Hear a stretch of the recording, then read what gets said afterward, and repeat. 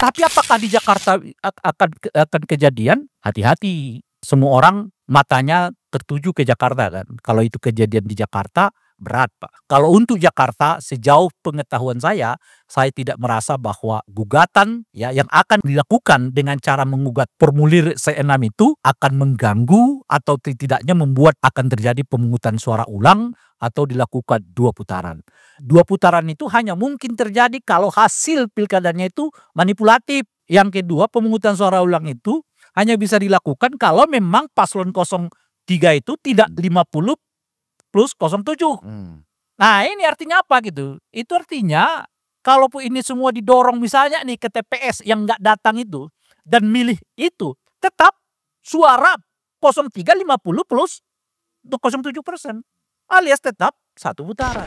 Kawan-kawan sekalian, di pemilu kita itu hal-hal yang irasional, kadang-kadang rasional gitu, terjadi gitu. Contoh paling dekat dari kita itu kan adalah Banten kan, yang menurut saya hampir tidak ada penjelasan rasionalnya kok angka bisa terbalik begitu. Tapi kejadian mau dibuat apa gitu. Ternyata angka yang begitu jauh awalnya kemudian berubah menjadi begitu jauh juga selisih dari apa yang diungkapkan oleh lembaga survei dan sebagainya gitu. Jadi hal-hal yang sulit dipahami, hal-hal yang nggak masuk akal dan sebagainya itu justru seringkali terjadi di dalam perhelatan pemilu maupun pilkada kita. Dan suasana yang sama bisa jadi terjadi di Jakarta gitu ya. Nah, tentu ada 2 penjelasan, penjelasan yang bersifat rasional dan penjelasan yang ultra rasional kira-kira begitu. Nah, di Banten itu saya udah dengan Bung Sediman udah menjelaskan, saya sudah nggak bisa lagi menjelaskannya secara rasional dan oleh karena itu harus kita minta penjelasan yang ultra rasional gitu. Nah, kenapa gitu? Karena biasanya kan ada tiga hal yang mengakibatkan perolehan suara itu bergeser gitu. Pertama tentu saja ada satu tindakan yang blunder yang dilakukan oleh paslon yang sedang naik gitu. Nah misalnya apa gitu ya, misalnya tiba-tiba melakukan tindak pidana atau apa dan sebagainya gitu. Mengucapkan kata-kata misalnya penjual teh botol tuh goblok. Nah itu misalnya itu bisa menurunkan apa namanya itu elektabilitas dengan sangat turun gitu. Nah yang kedua adalah tersangkut kasus pidana, khususnya pidana korupsi. Nah kalau itu terjadi bisa anjlok seketika juga gitu. Dari yang sangat tinggi bisa sangat anjlok turun ke bawah gitu. Nah yang ketiga adalah faktornya itu faktor yang memang orang ini nggak minat menang gitu. Sejak dari awal tuh. Jadi tinggi elektabilitasnya macam-macam tapi dianya sendiri tidak berminat menang. Dan oleh karena itulah dia tidak melakukan apa-apa menjelang pelaksanaan pilkada dan sepanjang pelaksanaan pilkada itu gitu. Nah umumnya 3 hal ini yang terjadi. Nah ini penjelasan yang ultra rasional itu tadi. Ditambah yang keempat fenomena yang agak menarik di dalam pemiluan pilkada kita akhir-akhir ini. Ada 3 hal tuh yang menurut saya sangat menarik. Pertama adalah apakah praktek politik uang masif dilakukan menjelang hari H. Yang kedua apakah ada perasaan terintimidasi dari masyarakat yang khususnya para pemilih sebelum melakukan pemilihan pencoblosan untuk datang ke TPS. Nah itu juga menjadi faktor bagi terjadinya perubahan ya suara dan sebagainya itu gitu. Dan yang ketiga tentu adalah ada unsur kriminalisasi terhadap siapapun ya. Bisa paslon tertentu, bisa pemilih, bisa macam-macam dan sebagainya itu. Alias terjadi sekarang ini yang paling tren itu adalah alias terjadi mobilisasi ASN juga gitu. Jadi ada sekitar 3 ditambah 1 faktor yang mengakibatkan elektabilitas menurut saya ya. Seseorang itu bisa jungkir balik. Dari yang naik menjadi turun dan sebagainya gitu. Itu nggak kita temukan di pilkada Banten itu. Gitu. Nggak ada yang blunder, nggak ada apa istilahnya itu ya, yang takut-takutan gitu ya, nggak ada yang macam-macam lah. Nah itu yang mengakibatkan kelihatan ya sulit memahami kejadian yang terjadi di Banten itu. Nah tapi suasana yang sama bisa juga terjadi di Jakarta. Cara apa? Cara yang lain, beda yang lain gitu, meskipun polanya sama. Nah cuman seperti yang disebutkan itu tadi, kalau kita mau berpikir rasional, hampir sulit untuk menggugat hasil pilkada Jakarta gitu. Pertama adalah hampir seluruh proses tahapan itu dilakukan secara baik gitu. Saya tidak mendapatkan catatan baik dari Bawaslu maupun lembaga-lembaga pemantau yang membuat catatan relatif agak minor di dalam pelaksanaan pilkada Jakarta. Jakarta ya, saya nggak bicara di daerah-daerah yang lain gitu. Nah yang kedua adalah proses pemungutan dan penghitungan suara yang juga berlangsung tanpa catatan yang cukup berarti gitu. Nah catatan yang berarti itu misalnya apakah terjadi ada manipulasi, apakah ini, apa itu, macam-macam. Baik dari catatan Bawaslu maupun dari catatan lembaga pemantau juga kita tidak mendengar ada yang mengungkapkan fakta-fakta yang dimaksud gitu. Nah, Bapak-bapak, Ibu dan kawan-kawan sekalian, saya kira kalaupun mau ada pemungutan suara ulang dan sebagainya itu di pilkada itu, selain hasil tentu, itu hanya terkait pada 3 hal juga. Pertama adalah apakah terjadi praktek manipulasi yang cukup luas di dalam pemungutan dan penghitungan suara, itu memungkinkan dilakukan pemungutan suara ulang gitu ya. Nah yang kedua, apakah ada secara masif warga negara yang haknya tidak diperkenankan, tidak dibolehkan. Nah itu juga bisa memungkinkan terjadi pemungutan dan penghitungan suara ulang gitu ya.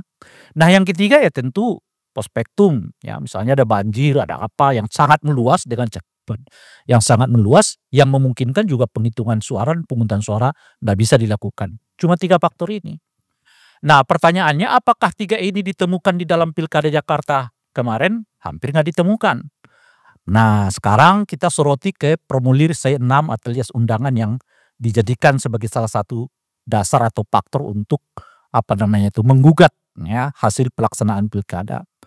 Seperti kita ketahui C6 itu adalah ya satu kegiatan yang menurut saya juga aneh sebetulnya gitu. Anehnya itu apa? Di tengah kita sudah mempergunakan elektronik sebagai model untuk pemungutan dan penghitungan suara, tapi memperlakukan orang masih pakai yang bersifat manual, namanya surat gitu. Maka putusan MK yang mengatakan bahwa surat itu bukan alat untuk orang ya diperkenankan mencoblos itu sudah benar dan putusan itu sudah ada. Oleh karena itu sebetulnya ya tinggal kepada masyarakat yang tidak menerima formulir C6 surat undangan itu tinggal datang ke TPS menggunakan hak pilihnya tanpa harus membawa C6 kira-kira gitu. Nah kalau ini jadikan dasar menurut saya kurang tepat, kurang kuat. Kenapa gitu? Karena pada dasarnya satu, tidak ada kegiatan yang menghambat warga negara untuk datang ke TPS. Tapi dia kan nggak punya surat undangan. Surat undangan itu bukan dasar orang itu boleh nggak boleh memilih.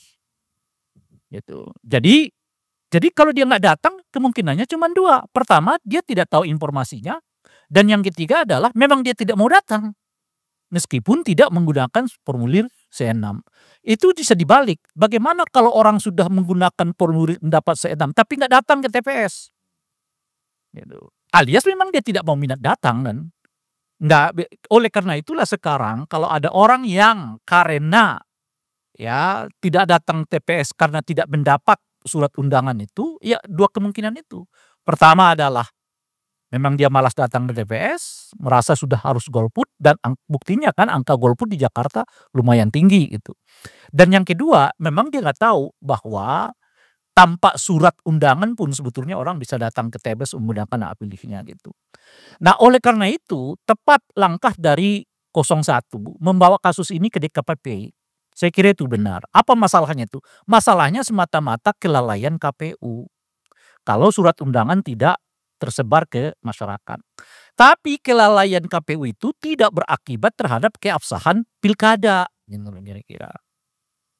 Itu sama misalnya seperti karena kelalaian KPU, ya kan misalnya nih ya, karena kelalaian KPU ada TPS yang atapnya bocor. Itu. Kalau kelalaian KPU ada TPS yang tak terbangun. Tapi itu semua tidak mengakibatkan keabsahan pemilu jadi tidak sah gitu. Nah, bahwa ada kelalaian KPU di situ is oke, silakan adukan ke DKPP. Tinggal nanti di DKPP dibuktikan apakah kelalaian itu disengaja atau tidak. Ya kan? Kalau disengaja ya itu kelalaian biasa dari KPU. unprofesional. Tapi apakah karena tindakan itu kemudian pilkadanya diulang? Pertanyaannya bagaimana membuktikannya? Bahwa karena surat undangan itu orang nggak datang ke TPS. Gimana membuktikannya? Satu tuh. Pertanyaan kedua, apakah yang tidak menerima surat undangan itu sudah bisa dipastikan adalah pemilih dari 01?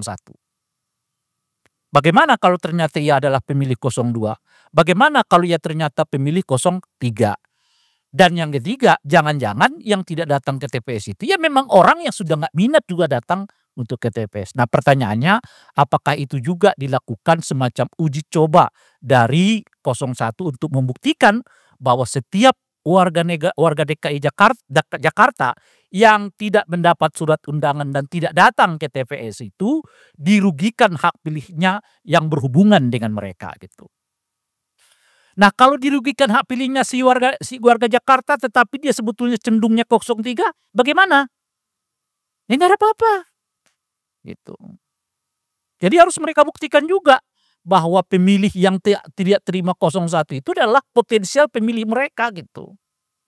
Kalau enggak ya makin sulit masuk ke sengketa menurut saya. Paling sulit juga untuk membuktikan bahwa terjadi ya kecurangan yang masif yang berakibat ya menurunnya atau tidak tergeraknya suara dari 01. Nah, sejauh ini saya sudah coba-coba untuk ngecek mereka setidaknya bisa membuktikan bahwa karena TPS A, B dan sebagainya itu dianggap adalah TPS yang condong kepada mereka, oleh karena itu mereka melakukan gugatan katakanlah misalnya entah itu ke Bawaslu maupun ke DKPP. Saya belum temukan dasar ini mereka ya, pengumuman mereka. Maksud saya belum temukan pernyataan mereka misalnya karena TPS 01, 02, 03, 04, 05 di daerah Hutan Kayu misalnya gitu ya. Yang warganya tidak menerima surat undangan itu adalah dapat kami nyatakan bahwa mereka adalah pemilih kami gitu. Kalau enggak ya itu masalah ngambang. Sulit untuk mengatakan Anda dirugikan karena mereka tidak datang ke TPS gitu. Gimana menghubungkannya gitu. Jangan-jangan yang rugi 02, jangan-jangan yang rugi 03 gitu.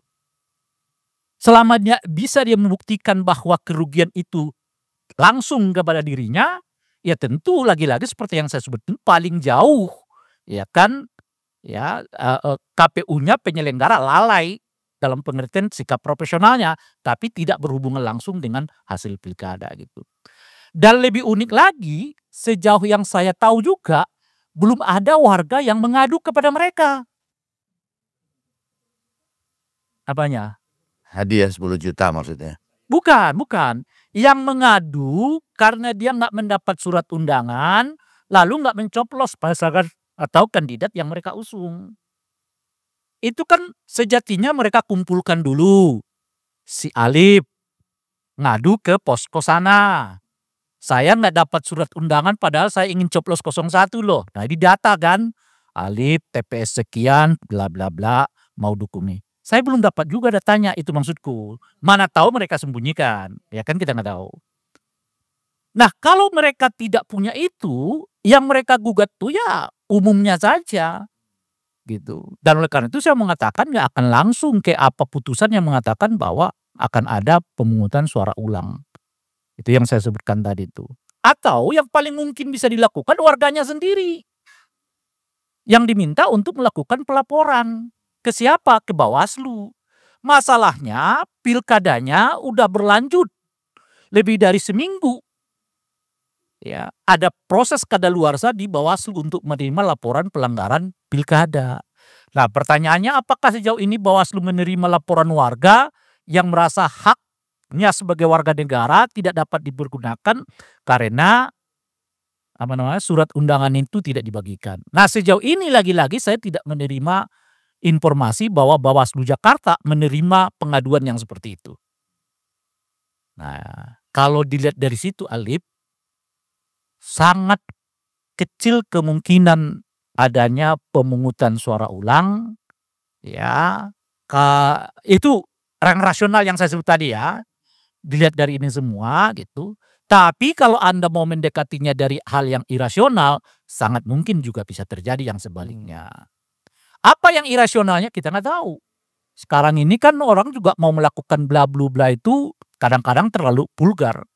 Dalam hal ini misalnya tiba-tiba misalnya loh ya, Bawaslu mengatakan ada kekeliruan di sana. Oleh karena itu Bawaslu meminta supaya dilakukan pemungutan suara. Itu satu. Nah yang kedua, kalaupun sekarangnya itu nanti diproses oleh DKPP, katakan begitu. DKPP itu tidak akan sampai pada putusan dilakukan pemungutan suara ulang. Karena itu bukan kewenangan DKPP. DKPP itu hanya paling jauh mengatakan bahwa terjadi praktek yang bertentangan dengan etika penyelenggara pemilu. Anda kena sanksi. Teguran kah? Teguran tertulis kah? Atau seperti yang kita dengar beberapa kali misalnya dinyatakan Anda peringatan terakhir pertama kedua lalu dicopot sebagai ketua macam-macam itu paling enggak. Tapi mereka nggak akan sampai kepada keputusan lakukan pemungutan suara ulang gitu. Sama seperti kemarin kan. Mereka bisa membuktikan anggota KPU-nya itu lalai di Pilpres itu, tapi Pilpresnya menurut mereka nggak bisa diapain. Kan itu putusan yang kemarin kan. Di Pilpres kemarin tuh yang Februari kan. Mereka bisa buktikan DKPP-nya bahwa ada pelanggaran etik yang dilakukan oleh penyelenggara pemilu. Tapi hasil pemilunya nggak bisa diotak-atik oleh mereka karena mereka nggak punya kewenangan. Dan satu-satunya pintu yang memungkinkan untuk mengatakan pemungutan suara ulang nggak lain dan bukan hanya Bawaslu. Masalahnya mereka nggak laporannya ke Bawaslu, tapi laporannya ke DKPP. Dan kalau mereka pun laporkan ke Bawaslu, waktunya udah mepet. Ya kan? Karena ada masa kadaluarsa di Bawaslu itu gitu. Nah oleh karena itu lagi-lagi Alip sesama warga bukan Jakarta ya. Saya Jakarta Alip, sorry. Meskipun saya tinggal di Banten. KTP masih Jakarta. KTP saya Jakarta gitu ya. Karena itu kita ikut mencoblos kemarin itu. Nah oleh karena itu saya melihat nggak ada sebetulnya peluang untuk pemungutan suara ulang dilakukan gitu. Sekalipun ini lagi-lagi mengandai bisa misalnya DKPP menjatuhkan sanksi ke anggota KPUD-nya karena dianggap lalai melakukan ya pekerjaan yang sesuai dengan perintah ya PKPU dan sebagainya itu bisa tapi nggak akan membatalkan hasil pilkada gitu. Nah kecuali berbicara yang ultra rasional itu tadi. Mungkinkah itu? Ya kan kita dengar sekarang ini misalnya ada istilah parcok. Ya kan? Parcok ya bukan istilah yang saya kembangkan Lip. Karena sekarang ini orang mengucapkan parcok bisa dipanggil ini Dewan Kehormatan DPR loh. MKD. Kita ngomong sensitif banget. Di Republik ini semua hal boleh dikritik kecuali polisi loh Lip. Kalau polisi dikritik, wah bisa dipanggil MKD itu masih lumayan lah dipanggil Mahkamah Kehormatan DPR ya kan. Anggota Dewan bicara tentang parcok dipanggil oleh MKD. Gitu. Nah saya ngutip orang yang menyebut parcok itu. Jadi bukan saya ya. Ya bukan saya ngomong yang ya. Saya ngutip yang apakah itu mungkin mungkin. Bagaimana polanya? Polanya pakai hukum. Kan kalau ada kepala desa dipanggil digini macam-macam kan semuanya berdasarkan hukum. Sebab polisi punya kewenangan untuk memanggil orang, mau diapain lagi? Tapi kalau kepala desa dipanggil, Alip dipanggil, Rai dipanggil ke kantor polisi, beda cerita sudah. Pulangnya iya pak. Enggak, kalau sekarang tuh serius sir. Ya, itu dia. Jadi kalau ada yang bertanya seperti pertanyaan, coba dibuktikan. Susah membuktikan itu. Sebab cara kerjanya melalui proses yang memang dia memiliki kewenangan. Gitu loh kira-kira tuh. Dia panggil aja semuanya. Pertanyaannya dari sekian banyak yang kita dengar dipanggil itu. Ada yang nggak yang naik kasusnya sekarang waktu di Pilpres itu. Hampir kita nggak dengar kan. Dipanggil aja. Gitu. Didatangi rumahnya. Boleh nggak? Boleh. Memang itu kewenangan polisi manggil orang. Bagaimana kita mengatakannya? Nah oleh karena itu jangan diminta soal alat bukti lah. Ya kan? Bagaimana susah membuktikan itu. Karena itu berlangsung semuanya melalui proses kewenangan mereka masing-masing. Masalahnya adalah kewenangan itu nggak dipakai untuk tujuan yang benar. Itu aja. Lalu membuktikannya bagaimana? Nggak bisa dibuktikan karena kasusnya nggak berlanjut. Kalau kasusnya berlanjut ketahuan. Cuma orang kan kalau dipanggil ketar-ketir. Ya kan? Jangankan kita anggota DPR aja MKD kok hubungannya. apalagi kita ya kan, dan sebagainya. Saya aja hati-hati sekarang kalau bicara soal parcok-parcok gitu ya. Banyak pasal-pasalnya soalnya ya kan, banyak pasal-pasalnya gitu. Nah, oleh karena tapi apakah di Jakarta akan kejadian? Hati-hati, ya. Sebab Jakarta ini, apa istilahnya itu ya, semua orang matanya tertuju ke Jakarta kan. Kalau itu kejadian di Jakarta, berat Pak. Nah, oleh karena itulah ya, baik yang rasional maupun yang ultra rasional mungkin akan sulit. Meskipun begitu, kalau kawan-kawan yang lain mau terus-menerus menyelidiki, ya, memperbaiki, memberitahu tentang kejanggalan-kejanggalan pilkada DKI, saya kira harus dibuat kesempatan yang seluas-luasnya gitu. Meskipun ya tentu harus kita pertimbangkan apakah misalnya proses demi proses itu ya pada akhirnya akan menuju ke pemungutan suara ulang, penghitungan suara ulang atau tidak itu bisa kita timbang. Tapi saya tetap dalam koridor yang sepakat dan setuju bahwa kalau mereka menemukan kejanggalan silakan adukan. Karena sudah terlalu biasa kita pelanggaran-pelanggaran pemilu didiamkan berujung jadi itu pembenaran. Ujung-ujungnya ya sistem kita yang rusak gitu. Makanya kan kemarin saya terima tagline-nya tuh ya. Kita udah capek apa namanya? Cukup satu putaran, kita udah capek apa? Saya bilang hati-hati loh. Sebab banyak daerah lain yang sedang berjuang untuk membuktikan bahwa mereka ini dikalahkan gitu loh. Bukan kalah, dikalahkan gitu. Nah, oleh karena itu saya dorong semuanya. Kalau saya pribadi dorong semua buka, nggak apa-apa. Termasuk di Jakarta. Nah, cuma kan kita bisa timbang secara rasional. Apakah kasus ini bisa atau tidak bisa seperti yang mereka inginkan dan sebagainya. Kalau untuk Jakarta, sejauh pengetahuan saya tidak merasa bahwa gugatan ya yang akan dilakukan dengan cara mengugat surat suara formulir C6 itu akan mengganggu atau tidaknya membuat akan terjadi pemungutan suara ulang atau dilakukan 2 putaran. 2 putaran itu hanya mungkin terjadi kalau hasil pilkadanya itu manipulatif. Gitu. Nah, itu lagi-lagi yang saya sebutkan tadi. Manipulatif satu. Yang kedua, pemungutan suara ulang itu hanya bisa dilakukan kalau memang paslon 03 itu tidak 50 plus 07.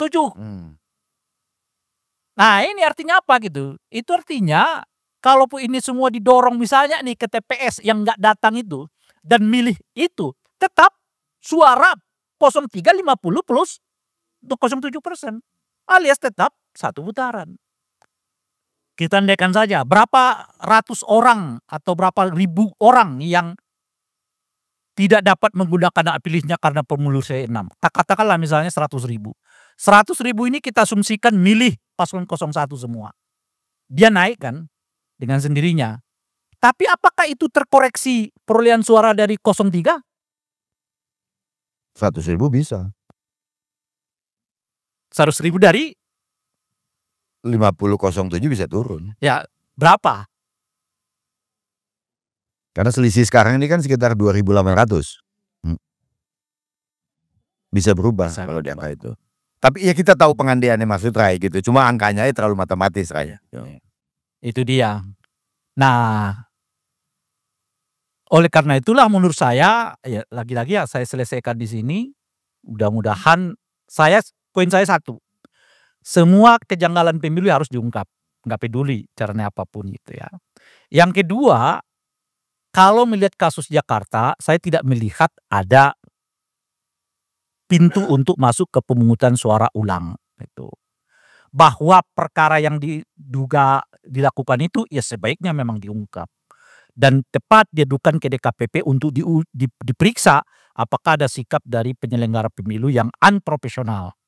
Yang meskipun sikap itu enggak akan mengubah hasil pelaksanaan pilkada gitu. Nah, yang ketiga, yang keempat, tapi hasil ini bisa berubah kalau pendekatannya yang ultra rasional. Salah satunya kita mendengar isu yang disebut dengan parcok-parcok itu gitu. Dan itu satu tindakan yang sulit untuk dibuktikan karena dilakukan berdasarkan kewenangan yang ada pada diri mereka. Karena itu kalau disebut buktikan dong, susah membuktikan itu.